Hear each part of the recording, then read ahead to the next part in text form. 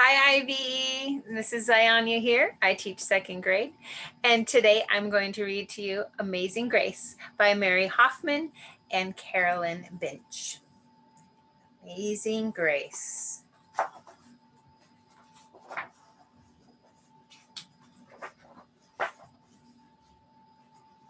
Amazing Grace by Mary Hoffman and pictures by Caroline Binch. Grace was a little girl who loved stories. She didn't mind if they were read to her or told to her or made up in her own head. She didn't care if they were in books or movies or out of Nana's long memory. Grace just loved stories. After she had heard them, and sometimes while they were still going on, Grace would act them out, and she always gave herself the most exciting part. Grace went into battle as Joan of Arc and wove a wicked web as Anansi the spider. She hid inside the wooden horse at the gates of Troy. She went exploring for lost kingdoms. She sailed the 7 seas with a peg leg and a parrot.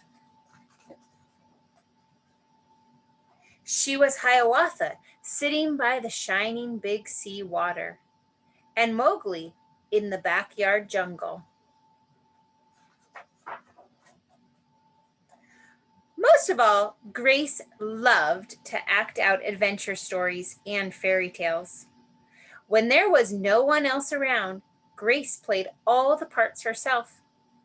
She set out to seek her fortune with no companion but her trusty cat, and found a city with streets paved in gold. Or she was Aladdin, rubbing his magic lamp to make the genie appear. Sometimes she could get Ma and Nana to join in when they weren't too busy. Then she was Dr. Grace, and their lives were in her hands. One day, Grace's teacher said they would do the play Peter Pan.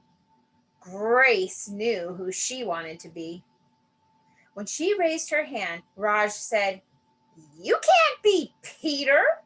That's a boy's name." But Grace kept her hand up. "You can't be Peter Pan," whispered Natalie. "He isn't black." But Grace kept her hand up. "All right," said the teacher. "Lots of you want to be Peter Pan, so we'll have auditions next week to choose parts." She gave them words to learn. When Grace got home, she seemed sad. "What's the matter?" asked Ma. "Raj said I can't be Peter Pan because I'm a girl." "Well, that just shows what Raj knows," said Ma. "A girl can be Peter Pan if she wants to." Grace cheered up. Then later she remembered something else. "Natalie says I can't be Peter Pan because I'm black," she said. Ma looked angry. But before she could speak, Nana said, "It seems that Natalie is another one who don't know nothing. You can be anything you want, Grace, if you put your mind to it." On Saturday, Nana told Grace they were going out. In the afternoon, they caught a bus and train into town. Nana took Grace to a grand theater. The sign outside read, "Rosalie Wilkins in Romeo and Juliet," in sparkling lights. "Are we going to the ballet, Nana?" asked Grace. "We are, honey, but first I want you to look at this picture." Grace looked up and saw a beautiful young ballerina in a tutu. Above the dancer, it said, "Stunning New Juliet." "That one is little Rosalie from back home in Trinidad," said Nana. "Her granny and me, we grew up together on the island. She's always asking me, do I want tickets to see her Rosalie dance? So this time I said yes. After the ballet, Grace played the part of Juliet, dancing around her room in her imaginary tutu. I can be anything I want, she thought. And on Monday, the class met for auditions to choose who was best for each part. When it was Grace's turn to be Peter, she knew exactly what to do and all the words to say. She had been Peter Pan all weekend. She took a deep breath and imagined herself flying. When it was time to vote, the class chose Raj to be Captain Hook and Natalie to be Wendy. There was no doubt who would be Peter Pan. Everyone voted for Grace.